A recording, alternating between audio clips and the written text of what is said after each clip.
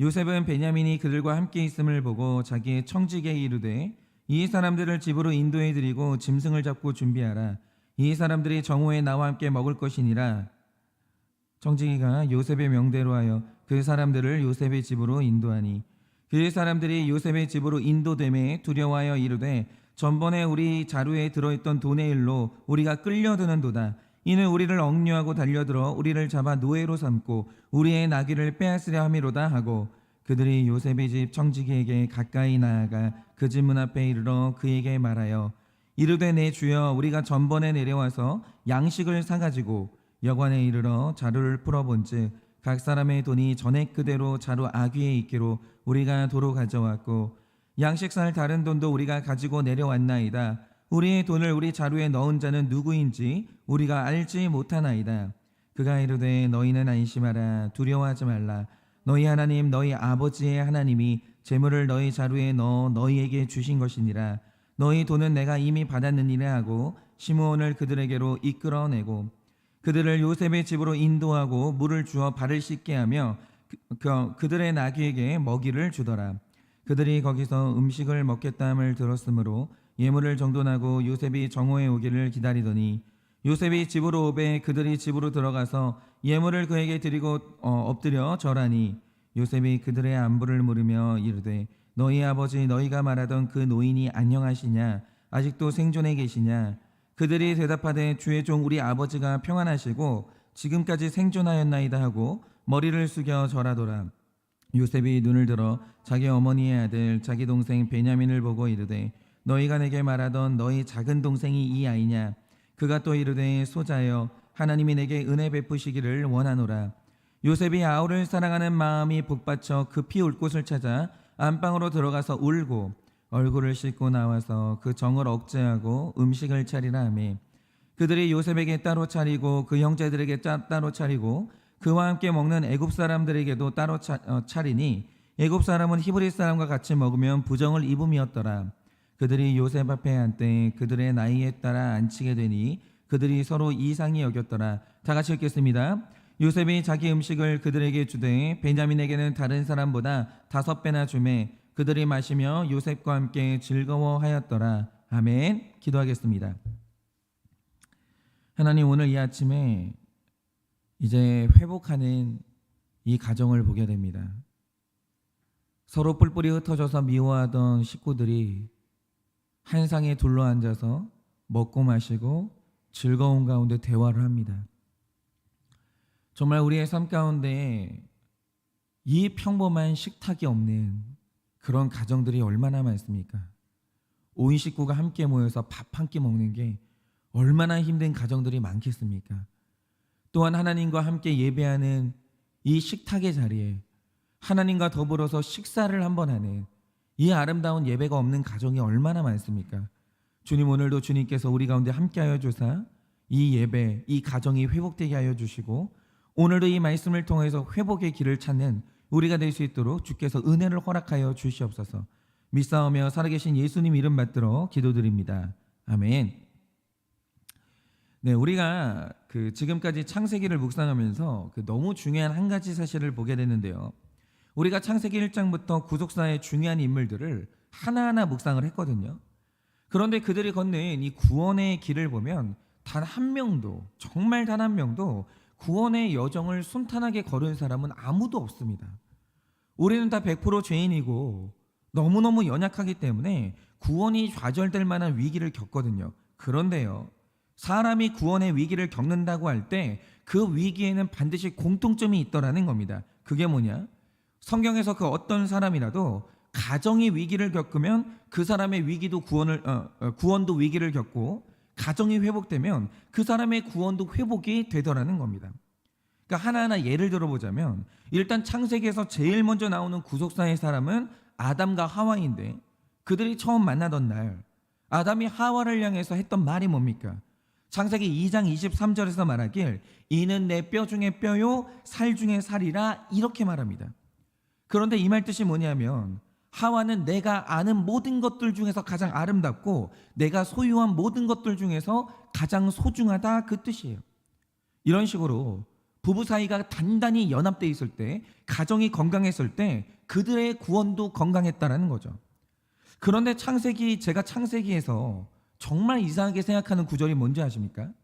자, 창세기 2장 25절은 두 사람의 친밀함을 표현하는데 어떻게 표현합니까? 두 사람이 벌거벗었으나 부끄러워하지 아니했다라는 거예요. 그런데 이 벌거벗었다라는 것은요, 단순히 육체의 오픈만을 의미하는 것이 아니라 생각도 투명했다라는 거예요. 생각이 완전히 오픈되어 있었다라는 거죠. 그러니까 서로의 생각 속에 부끄러운 비밀이 아무것도 없었다라는 거예요. 여러분, 에덴 동산에 비밀은 없었어요. 그런데 제가 정말 이상하게 생각하는 게 뭐냐면, 두 사람이 벌거벗었다는 기록을 끝으로 창세기가 3장으로 넘어가거든요. 그런데 3장으로 넘어가자마자 나오는 기록이 뭡니까? 하와와 뱀이 만나요. 그런데 이 만남에요, 아담이 없습니다. 아담이 모르게 만나요. 저는 이게 이상한 거죠. 여러분, 아담과 하와는 완전히 벌거벗은 사이였고 모든 걸 오픈해도 부끄러울 게 없는 사이였거든요. 그런데 하와와 뱀이 만나는데 아담 없이 뱀과 하와가 따로 만나요. 이거 이상한 일입니다. 그리고 이후로 성경을 보면요, 뱀과 하와가 따로 만났고 둘 사이에 많은 대화가 오고 가는데 하와가요, 이 만남과 대화의 내용을 아담에게 오픈하지 않아요. 그러니까 바로 이 날이 아담과 하와 사이에 비밀이 생긴 첫날이에요. 그러니까 가정에 부모가 모르는 자녀의 비밀이 생기고, 아내가 모르는 남편의 비밀이 생기고, 남편이 모르는 아내의 비밀이 생긴다고 하죠. 그 가정이 병드는 첫 시작이에요. 비밀 생기는 거. 그러니까 이날 처음으로 아담의 가정에 균열이 생긴 건데, 부부 사이가 틀어지니까 바로 일어나는 일이 뭐냐? 이 두 사람의 구원에 바로 위기가 찾아옵니다. 그리고 이 죄인의 상태로 이 두 사람이 하나님을 만나던 날, 하나님의 뱀과 아담과 하와, 이 세 사람에게 죄를 물으시거든요. 그런데 이날 아담과 하와가 처음으로 보여주는 모습이 뭡니까? 그렇게 사이가 좋던 두 사람이요, 서로의 탓을 해요. 네 탓이라는 거예요. 그리고 이 부부 사이의 가정의 불화가 처음으로 일어납니다. 다시 말해서 여러분, 이 가정이 흔들리니까 바로 그들의 구원이 바로 흔들리는 거예요. 그리고 노아를 보세요. 노아는 이 구원이 뭔지를 보여주는 대표적인 사람인데, 그가 어느 날 하나님께 부름받아 구원의 방주를 만들거든요. 근데 이 구원의 방주를 만드는 모습을 잘 보세요. 여러분, 내 인생에 구원의 방주가 생긴다고 할 때 이건 노아의 사역이 아니고요, 노아와 가족의 사역이었어요. 방주란 가족이 함께 만드는 거예요. 나 혼자 만드는 게 아닙니다. 그리고 방주가 완성됐을 때 이 방주에 노아가 들어간 게 아니라 노아와 가족들이 들어가요. 그러니까 기본적으로 구원은 이 가족이 구원받는 형태로 이루어지는 거죠. 그러니까 이 가정에 구원의 방주가 완성이 되는 겁니다. 그러니까 이런 관점에서 성경의 인물들을 보세요. 아브라함도 구원의 길을 가다가 위기를 만나게 되거든요. 근데 그 위기가 뭡니까? 아브라함이 사라와 연합했을 때는 위기가 전혀 없어요. 성경을 보세요. 두 사람이 연합할 때는 위기가 없습니다. 그런데 그가 이집트에 갔을 때 파라오에게 아내를 넘겨주거든요. 두 사람이 찢어지는 거예요. 그러면서 아브라함 인생에 최고의 구원의 위기가 찾아옵니다. 이런 식으로 이삭도 구원이 흔들린 적이 있었는데 그 위기의 본질은 가족의 문제였고, 야곱도 가족의 문제였어요. 그러니까 사탄이 어떤 사람의 구원을 흔든다고 할 때 반드시 흔드는 게 뭐냐면 그 가정 흔들어요. 가정을 흔드는 거죠. 그러니까 제가 계속 말씀드리는 게 뭐냐면, 개인은 절대로 구조를 이길 수가 없거든요. 그래서 구속사를 보면 하나님이 먼저 개인을 부른 다음에 자꾸 추구하시는 게 뭐냐? 그 가정 만들어요. 나라 세우시고 그 다음에 신약으로 오면 교회를 세워요. 개인하고 만나는 게 끝나는 게 아니라는 거죠. 자꾸 하나님이 가정을 세우시고 나라를 만들고 교회를 세워요. 이유가 뭐냐면 하나님이 우리에게 구원의 구조를 선물하시는 거예요. 구조 없이 구원받는 게 불가능해요. 그래서 가정과 교회의 이 구원의 구조가 견고하면 그 안에 있는 사람들이 쉽게 구원을 받습니다. 그런데 가정과 교회의 구조가 흔들리잖아요. 그러면 그 안에 있는 사람들의 구원이 굉장한 위기를 맞이하는 거예요. 이거는 성경에 어김이 없어요. 구조가 흔들리는데 그 안에 있는 사람이 내가 버틴다? 안 되는 거예요. 여러분 다니엘도 보세요. 다니엘이 어떻게 그 페르시아 안에서 자기 구원을 지켰겠습니까? 다니엘 혼자 지킨 게 아니에요. 다니엘과 세 친구가 있었어요. 구조가 없이 혼자 구원을 받는다? 어려운 겁니다. 여러분 예를 들어서 어떤 가정이 있는데 어떤 가정이 부모님이 편애를 한다고 하죠. 그러면 그 편애를 하는 구조 속에서 그 안에 있는 아이들이 건강하게 자랄 것 같습니까? 그 불가능해요. 누구도 개인은 구조를 이길 힘이 없는 거예요. 여러분 이런 관점에서 우리가 창세기 43장으로 들어오면요, 요셉의 구원이 완성되는 클라이막스를 보고 있거든요. 그런데 여러분이 한번 잘 보시라 이거죠. 한때 야곱의 구원도 흔들렸고 자녀들의 구원이 심각하게 흔들렸던 적이 있거든요. 이유가 뭡니까? 야곱이 자녀들을 비인격적으로 사랑하는 바람에 이 가정에서 구원의 구조가 송두리째 흔들려요. 완전히 흔들리는 거예요. 그러자 형들이 동생을 죽일 듯이 미워하고 동생은 형들에게 팔려서 혼자 이집트로 팔려가거든요. 그러니까 이 집안의 이제 아들들이 구원의 위기를 겪는다고 할 때 그 본질은 가정에서 구원의 구조가 흔들린 거예요. 그런데 오늘 말씀에 등장하는 야곱의 12아들은 그냥 아들들이 아니고요, 장차 이스라엘의 12지파의 조상이 될 사람들이거든요. 여러분 이들은요 반드시 회복되어야 됩니다. 회복이 돼도 좋고 안 돼도 좋은 게 아니라 반드시 회복되어야 돼요. 그래서 오늘 하나님이 회복의 역사를 시작하시는데 하나님이 이루시는 회복의 본질이 뭡니까? 개인 회복이 아니라는 거예요. 여러분 야곱 가정의 회복이에요. 이 가정이 구원의 위기를 겪을 때 형들은 동생을 이집트에 팔았고 요셉은 집에서 떨어져 나왔어요. 그리고 이 광경을 봤던 유다는 형들을 무시하고 경멸하면서 공동체에서 떨어져 나옵니다. 가족이 다 흩어져요. 이런 식으로 야곱의 가족을 뿔뿔이 흩어졌거든요. 그런데 창세기가 마지막으로 가면서 나타나는 모습이 뭐냐? 흉년이 옵니다. 흉년이 오니까 그 즉시로 가족들이 뭉치기 시작해요. 유다가 공동체로 돌아왔고요, 요셉은 팔려나간 지 20년 만에 형들을 만나 화해를 합니다. 그런데 오늘 말씀은 이 가정이 하나 되고 회복을 이루는 데 있어서 가장 중요한 순간이라고 해도 과언이 아닌 거예요. 여러분 이렇게 하나님은요 사람을 회복시키실 때 구조를 회복시켜요. 교회를 회복시키고 가정을 회복시키고 나라를 회복시키는 거예요. 그래서 제가 지금도 우리 교회에 구조를 만들려고 하는데 제가 이 구조 만드는 데 실패하잖아요. 그 제 사역은 실패한 거예요. 제 사역이 성공한다고 할 때 그 성공이 뭐냐? 제가 없어져도 교회의 구원의 구조만 확실하면 저 없어져도 교회는 튼튼한 거예요. 그러면 성공하는 거죠. 그래서 오늘도 이 가족이 이제 구원의 구조를 회복해야 되는데, 자 그러면 어떻게 해야 이 구원의 구조가 회복될 수 있는지 이것을 좀 보려고 합니다.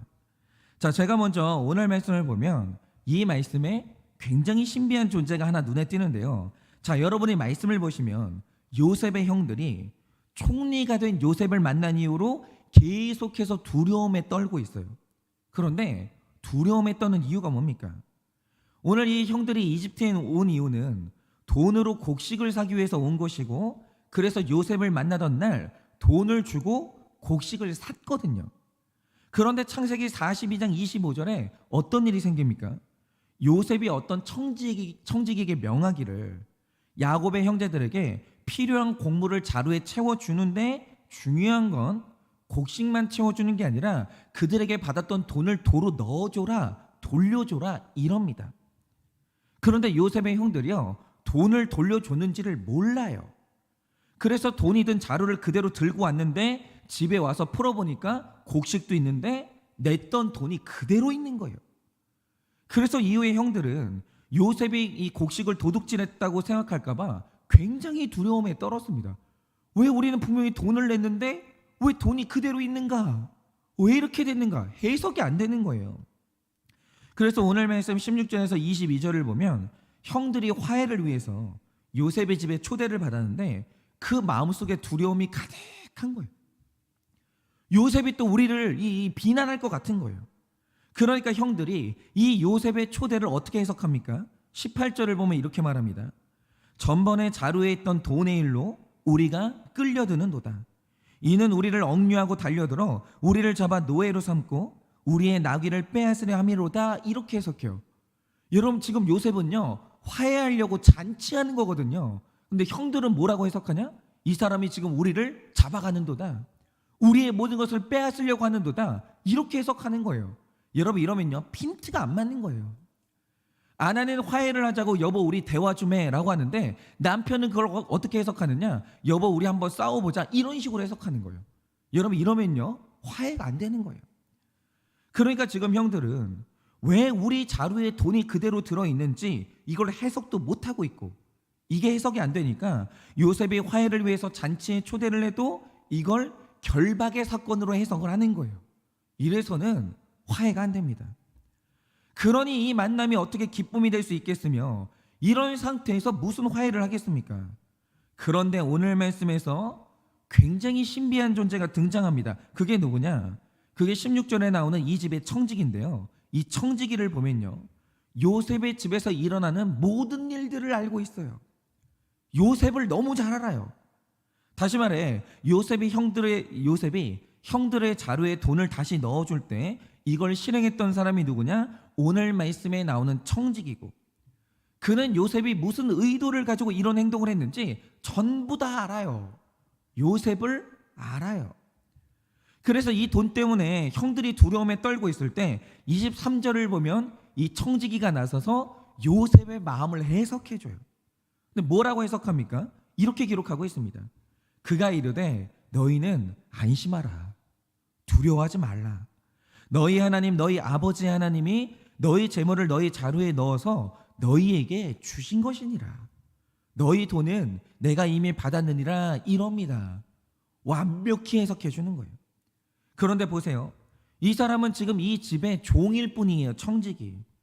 그래서 지금 나누고 있는 이 대화는 자기 돈이 아니고요 자기 주인의 돈이에요. 그런데 하는 말이 뭐냐?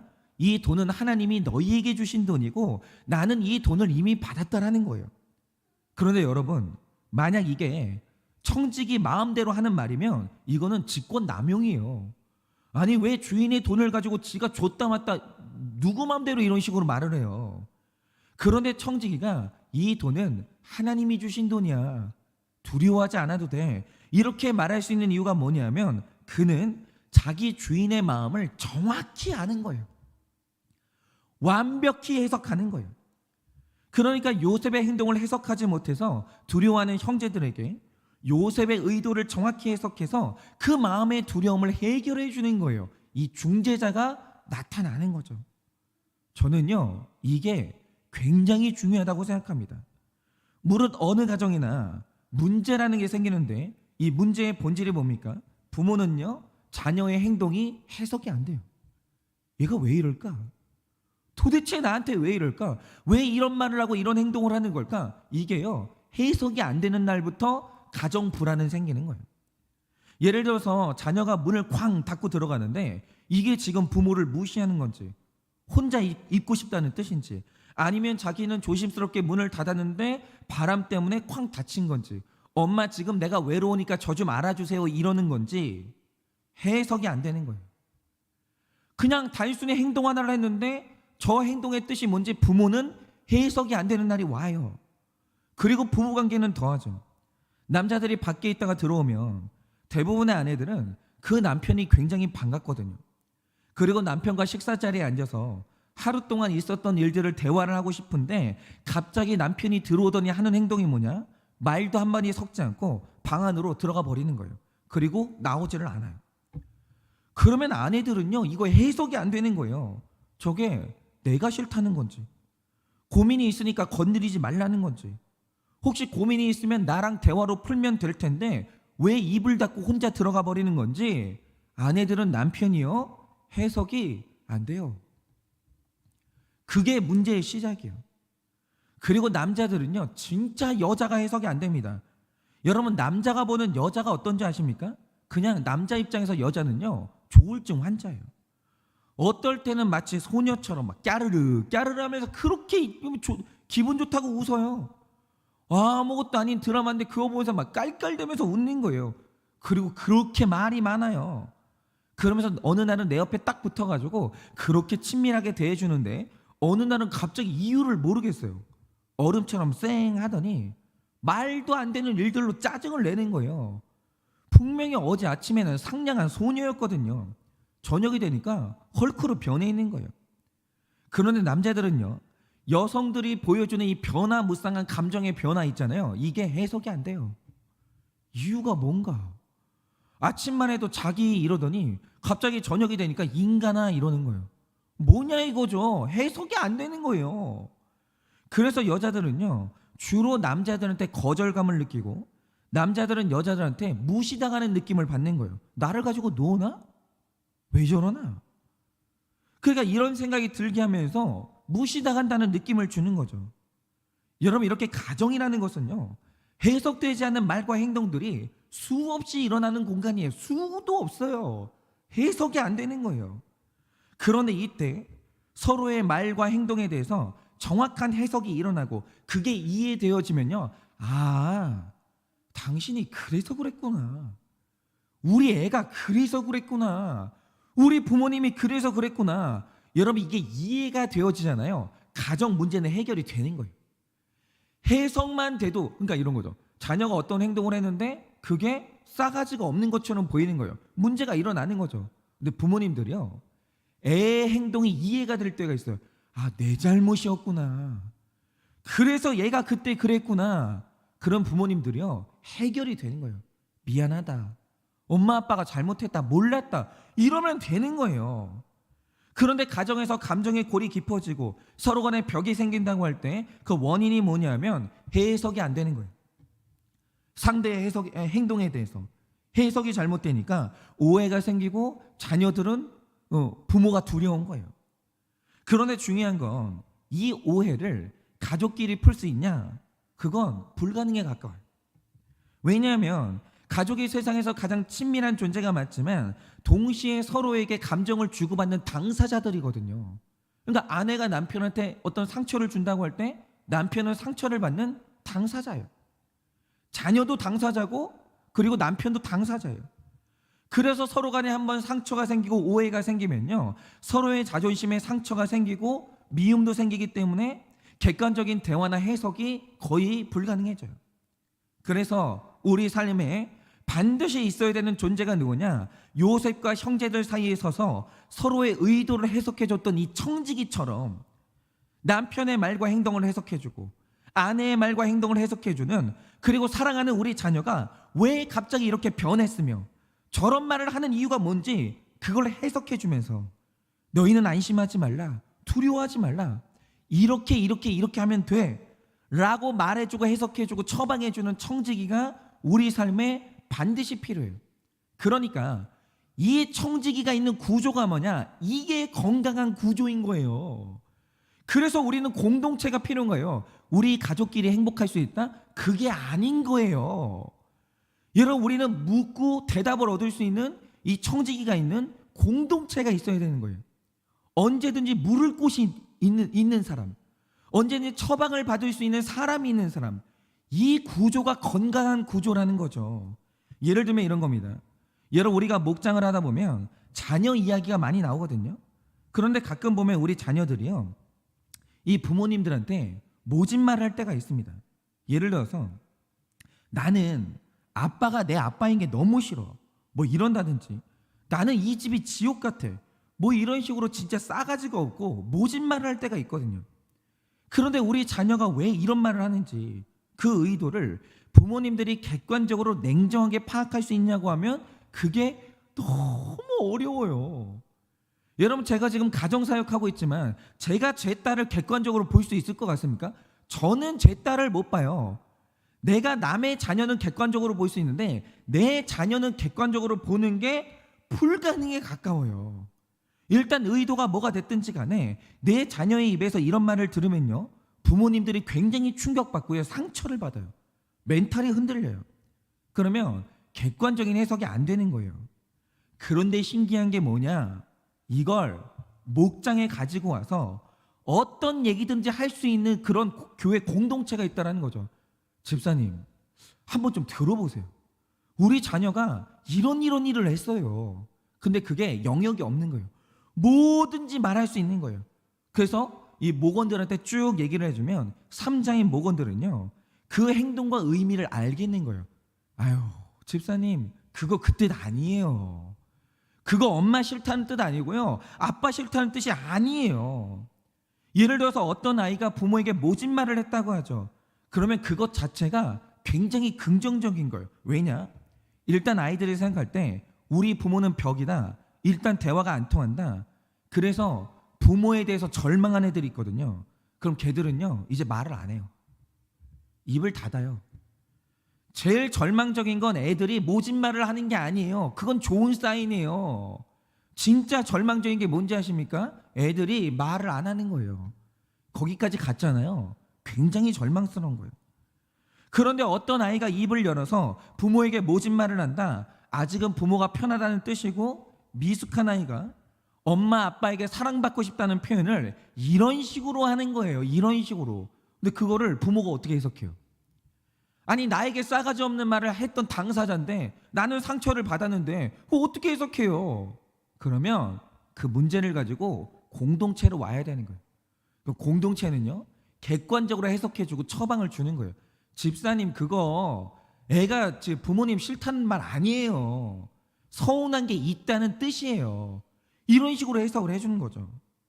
여러분, 이런 식으로 그런 것들이 부정적인 시그널이 아니다, 해석해 줄 사람이 필요한 거예요. 안심하셔도 되고 두려워하지 말아야 돼요. 그런데 이런 해석이요, 가족들끼리가 안 되는 거예요. 왜냐하면 우리는 상처를 주고 상처를 받는 당사자거든요. 그래서 소통이 안 되시면요, 해석을 도와주고 처방을 주는 상담사, 청지기가 있어야 되는 거예요. 그 구조가 있는 교회가 튼튼한 교회인 거예요. 해석이 안 되는 가족의 문제가 있으면 목장이라는 청지기한테 와야 되는 거예요. 목사라는 청지기한테 오면 되는 거예요. 그리고 더 중요한 건, 여러분이 왜 날마다 큐티하고 왜 날마다 큐티 설교 들어야 되는지 아십니까? 기본적으로 목회자라는 것은 청지기 역할이에요. 저의 사명은요, 성도님들과 하나님 사이에 서서 우리 하나님이 왜 그런 일을 하셨는지 말씀으로 해석해드리고 처방해드리는 게 저 같은 목사의 역할이에요. 그러니까 목사는 있어야 되는 거예요. 나 혼자서는 하나님의 일이 해석이 안 되는 일이 있다라는 거죠. 그럼 누가 중간에 서서 해석을 해줘야 될 거 아니에요. 그게 바로 목자의 역할이고 목사의 역할인 거예요. 현실적으로 나 혼자 모든 걸 해결하는 건 어려워요. 그래서 누구나의 삶에 가족의 행동을 해석해주고 우리 문제를 처방을 주고 그래 하나 되게 도와주는 이 청지기가 필요해요. 이 청지기가, 이 공동체가 여러분에게 있습니까? 그런 멘토가 있고 그런 목회자가 있습니까? 그게 있는 구조가 튼튼한 구조인 거예요. 그러니 오늘 하루도 나 혼자 우리 가족의 일을 해결해 보겠다, 해석해 보겠다, 그 교만을 내려놓으세요. 물어보세요 좀. 그리고 물어볼 데가 없잖아요. 물어볼 데가 있는 공동체로 들어가셔야 돼요. 그래서 우리 가정의 문제를 주변의 청지기들과 상의해서 올바른 해석을 내리시기를 예수님의 이름으로 축원을 드립니다. 그리고 두 번째로, 저는 오늘 말씀 16절에 나오는 베냐민의 존재가 굉장히 중요하다고 생각하는데요. 자, 왜 그런지 한번 들어보세요. 요셉의 형들에게 사로잡혀서 구덩이에 빠졌던 그날, 요셉은 그날요, 잊지 못할 상처를 받아요. 여러분, 성경을 보면요, 요셉을 구덩이에 넣었던 형들이 요셉은 구덩이 아래 있고 그 위에서 도시락을 먹거든요. 그러면서 먹으면서 나눴던 대화가 뭐냐? 요셉을 어떤 방식으로 죽일까요? 그런 대화를 나눠요. 요셉이 듣고 있는데. 이게 너무 잔인하지 않아요? 여러분, 사람이 죽이려고 하는데 나 모르게 대화하는 게 아니라 당사자가 듣고 있는데, 야, 우리 칼로 죽일까? 목 졸라서 죽일까? 아니면 저것도 지저분하니까 생매장을 할까? 애가 듣고 있는데 형들이 이런 대화를 하는 거예요. 그런데 여러분이 생각을 해보세요. 처음에 형들이 요셉의 살인을 계획하고 있었는데 이때 살인을 주장했던 그 유력한 용의자가 누구겠습니까? 저는 시므온이 유력하다고 생각해요. 왜냐? 사실 이 집에서 다른 형제들은요, 아직까지 살인을 해본 적이 없어요. 그런데 이 집에는 살인자가 딱 2명 있거든요. 그게 바로 레위하고 시므온이에요. 여러분, 이들은 야곱의 딸 디나가 강간당한 이유로 세겜 사람들을 몰살시킨 살인자들이에요. 그러니까 살인이라는 게 처음이나 어려운 거지. 그 다음부터는 할만해요. 그래서 요셉을 죽일 계획이 나왔을 때 그것을 주장했던 사람이 누구냐고 생각하냐면 그 시므온이 주장했을 가능성이 커요. 형들 죽여버립시다. 없애버립시다. 이 주장을 시므온이나 레위가 했을 게 분명하다라는 거죠. 그 이유가 뭐냐면 이 요셉이 베냐민을 데려오라고 요구하면서 오늘 한 명의 인질을 잡아요. 누구를 인질로 잡죠? 시므온을 인질로 잡아요. 그러면 이 행동의 의미가 뭐겠습니까? 이 시므온이요, 아버지의 편애 때문에 나를 죽이려고 했는데 우리가 어제 본문을 보면 요셉이 없어진 야곱은 이제 베냐민을 편애하거든요. 그러니 요셉이 집을 떠나 있는 20년 동안 형들이 베냐민을 죽였을 가능성이 너무 큰 거예요. 요셉의 입장에서는 불안한 거죠. 베냐민이 살아있을까? 그래서 요셉이 형들과 화해하는 이 중요한 분기점에서 최종적으로 확인하는 게 뭐냐면 베냐민이 무사히 살아있는지 이걸 확인하지 않고서는 화해할 수가 없는 거예요. 그런데 만약 이때 형들이 베냐민을 데려오지 못했다? 그러면 베냐민이 죽었구나, 이런 판단이 섰을 것이고, 그러면 범인으로 유력한 시므온과 함께 형들을 싹 다 죽였을 거예요. 싹 다. 그러니까 이 베냐민의 존재가 오늘 얼마나 중요하냐 이거죠. 얘가 나타나야 가족이 사는 거예요. 얘가 안 나타난다? 죽는 거예요. 그러니까 일단 이거는 요셉에게 있어서 베냐민이라는 존재는 일종의 분노 버튼이에요. 요거 건드려지면 이제 난리 나는 거예요. 그런데 그 오늘 말씀 16절이 기록하는 게 뭡니까? 요셉은 베냐민이 그들과 함께 있음을 본 거예요. 오늘 드디어 요셉이요, 베냐민이 살아있다라는 것을 확인했어요. 근데 이 말 뜻이 뭐냐? 제가 방금도 말씀드렸지만 이 집에는 여전히 편애가 계속되고 있었는데, 그런데 이번에는 형들이 요셉처럼 베냐민을 미워하지도 않았고 그에게 손을 대지 않았어요. 그러면 이유가 뭐겠습니까? 형들이요, 막상 17년 20년 전에 요셉이 미워서 팔아 넘겼는데 아버지의 괴로워하는 모습을 보고 이 아들들 안에 20년 사이에 회개가 있었던 거예요. 우리가 진짜 큰 잘못을 했구나, 그러지 말았어야 됐는데 정말 큰 죄를 지었구나, 이게 회개가 있었던 거예요. 그래서 주일 말씀이죠. 창세기 42장 21절 22절을 보면 그들에게 안 좋은 일이 일어나니까 그들이 그 원인을 뭐라고 생각합니까? 우리가 아우의 일로 말미암아 범죄하였고 요셉을 괴롭게 했더니 그 괴로움이 이제는 우리에게 임했다, 이렇게 말해요. 그러니까 이 형들이요, 요셉을 팔고 20년 동안 마음이 시원했던 게 아니에요. 그가 사라진 20년 동안 너무너무 괴로웠고, 그래서 그들은 회개하는 마음으로 베냐민을 보호하고 있었던 거예요. 그런데 요셉이요, 오늘 살아있는 베냐민을 보고 형들이 회개했구나, 이걸 최종적으로 확인을 한 거예요. 아, 형들이 회개했구나, 20년 동안 괴로워했구나, 그래서 베냐민을 살려뒀구나, 이걸 베냐민의 존재를 통해서 확인을 한 거죠. 그런데 여기에서 더 중요한 게 뭐냐? 만약에 형들의 회개가 없었다면 요셉의 형들에게 복수하고 지옥에 갔을 텐데, 형들이 회개하니까 형들도 살았지만 그 회개로 인해서 오늘 요셉도 살아난 거예요. 여러분, 바로 이겁니다. 한 가정이 회복된다고 할 때 진정한 회개가 없이 살아날 수 있는가라고 하면 그거는 불가능해요. 변화가 있어야 될 거 아니에요. 그런데 그 변화를 보여줄 게 있어야 된다는 거죠. 아, 우리 아빠가 회개했구나, 우리 엄마가 회개했구나. 여러분, 자녀들이 부모님의 회개를 본다라고 할 때 말이 아닌 거예요. 베냐민처럼 보여줄 게 있어야 되는 거예요. 여러분, 그렇게 되면 어떻게 되냐? 이 회개가 나도 살리고 요셉도 살리고 우리 모두를 살리는 거예요. 여러분, 더 중요한 건 나의 회개가 내 아내를 살리고요, 내 남편을 살리고 내 자녀를 살리는 거예요. 회개가 나만 살리는 게 아니에요. 남도 살려요. 그래서 가족을 회복하고 싶으신 분들은요, 반드시 회개가 있어야 돼요. 그 회개는 뭐냐? 변화예요. 죽이고 싶었던 베냐민을 살리는 회개가 있어야 된다는 거죠. 구조적인 변화가 있어야 되는 거예요. 그러면 34절의 말씀처럼 원수 같은 형제들과 요셉이 함께 즐거운 잔치를 할 수가 있는 거예요. 그러니까 이 집에 형들이 회개하니까 다 사는 거예요. 회개하는 사람 하나만 있잖아요. 그 사람만 사는 게 아니에요. 아내도 살고 남편도 살고 자녀도 살고 다 사는 거예요. 회개하는 그 한 사람만 있으면.